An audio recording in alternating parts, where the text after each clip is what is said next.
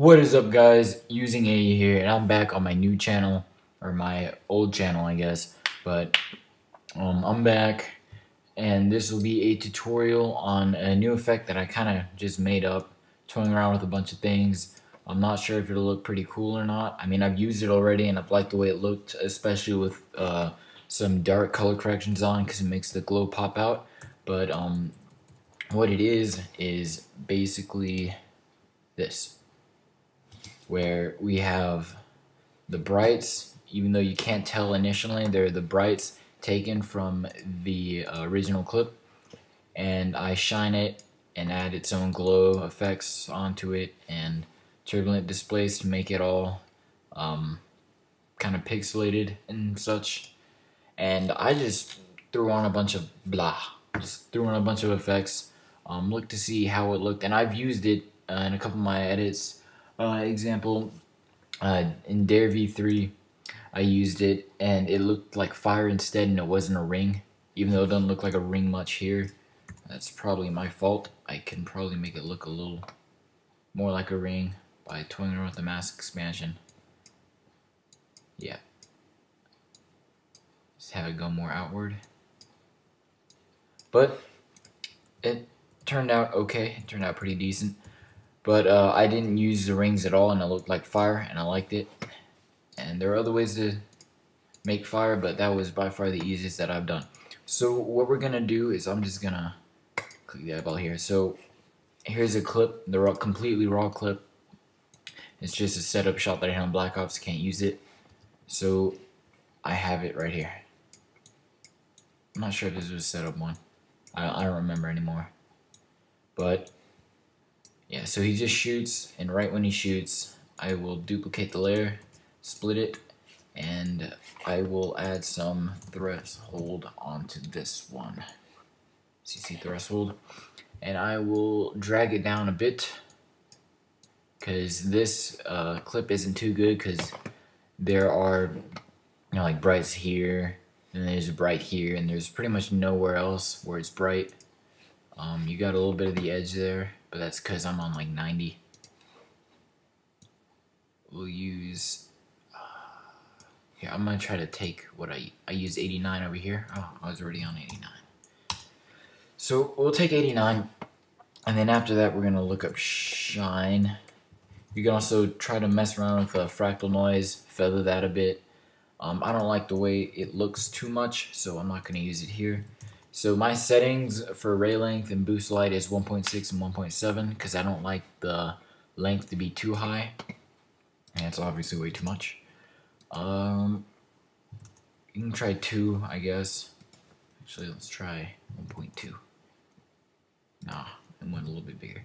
Yes, 1.6 is fine. Then to colorize, you can change it to whatever colors you want. I think for that little one that I did, I used, or I'll just use Spirit for now. I might have changed it up a little bit, like change this to blue, not sure. But we'll keep it at Spirit, looks pretty nice. And then what we're gonna do now is add some turbulent displays so that we can animate it and we can change it up. So immediately I go to the amount, I tone it up a little bit, maybe to like 60 or 70. And the amount will keep the same, so we'll keyframe both of those, and we'll go to the complexity, put it at 10. So it adds this like particle type of effect thingy, and I'll actually drop it down to 8. Be a little modest. So we'll keyframe the amount, size, complexity, and evolution. So 70, 100, 8, and 0. And we're gonna go forward 50 frames, and I'll keyframe the evolution to 180, the complexity to about 5, size to about, I don't think I changed the size, but we can toy around with it, add a little more animation, and the amount to 60. Just subtle changes that really do make a difference. And so now I'll add some fast blur, and this kind of makes it pop out and makes this less pixelated. If we look at a full res, it looks pretty decent, but it looks almost like a bad vector blur. So we can bring up the blurriness just a tad. And let's see my settings. I'm at 10 over here. So on this one, yeah, I'm around 8. Yeah, it's the same thing. 8, 9. And we're also going to keyframe that Go forward 50 frames, I guess, and we can bring it to like 1. And lastly, I think the last thing that I think that is a necessity. You can add some other stuff. I added a little transition off. You can opacity fade it, but I added glow. And so what this does, this glow is, let's drag it down.